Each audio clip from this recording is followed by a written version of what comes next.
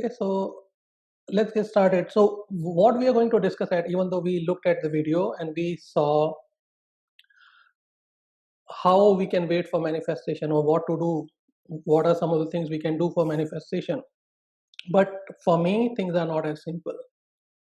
If it is as simple as just simply waiting for manifestation to show up, I think things would have been much more easier and everyone would have far more greater understanding of how manifestations work. So I was thinking from that perspective and I tried to search for some videos. I could not find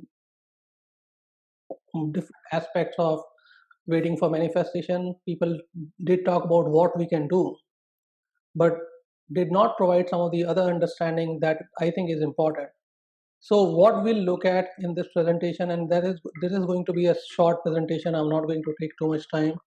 I plan to wind up everything by within half an hour or so, so that we have sufficient time for discussion. So we will look at what happens when we wait for manifestation. So we'll try to understand that situation, what actually takes place in the background, and I have a visual which probably will be helpful for you guys to understand what happens when we wait for manifestation. The second thing is, what are some of the feelings you might get when you are manifesting or you're waiting for manifestation. Simply saying that you should do this 1 2 3 4 5 or 10 things of these many things, laundry list of things to do, is still a good thing when you know you know that you need to work on these things, or these you there are some practices you can use, but you still need to understand where you're coming from. Is there something you need to do before you can start taking some of the suggestions that are mentioned by for being positive? So when we understand these, like what you might feel like when you are having the manifestation, or when you're waiting, you will have far more greater understanding of how you can change the way you feel about your wait. Then we'll look at 10 things that we can do while we are waiting for manifestation. So we have already seen five. Some of it might be a little bit overlapping, but we will see some other things we can do when we are waiting for the manifestation to show up. And finally, we will look at how do we increase the likelihood of manifestations becoming successful. So everything that we are trying to do is basically to make these manifestations successful. And unless we look at that, uh, I'm getting some. So let me just mute everyone again. Yeah. So like I was saying, so unless we understand how we can increase the likelihood of successful outcome, we still have some missing links in terms of how a practice that is suggested by some person, like you, when you're waiting for manifestation, you do these things. So we know the practice, but how it relates is something that you would be able to see when we are talking about how we can use that to make a successful outcome that we are looking for. So we'll look at these four aspects. These are the four slides that I have. And this is a visual representation of certain things that we have, and this is uh, my non-creative way. I won't call myself creative to depict how things happen. So you can laugh. You definitely will have a laugh, I guess, when you see this. So this is a person basically. So what I'm trying to depict is what happens when we are waiting for manifestation. So we are a person, let's say this person, whoever this person is, it could be me or someone else who's waiting for their manifestation to show up.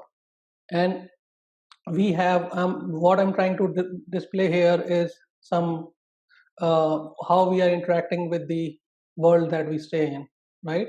So some of the elements like other planets, cloud, sun, stars, space, basically. And I'm not trying to show here some of the other aspect that I am not depicting here is how we are interacting with the world that we stay in, within people, with people that we stay with, or how they influence. So I'm not covering that aspect. I'm only covering the aspect which are in space.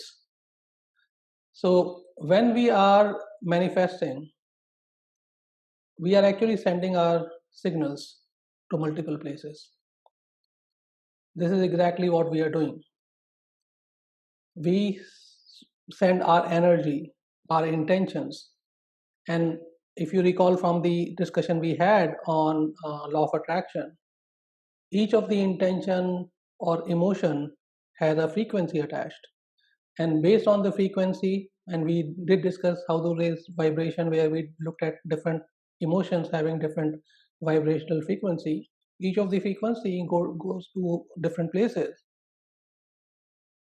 right? So rather than thinking of positive or negative here, just focus on what is happening. So we sending out our intention based on the manifestation that we are trying to do or the action that we are taking.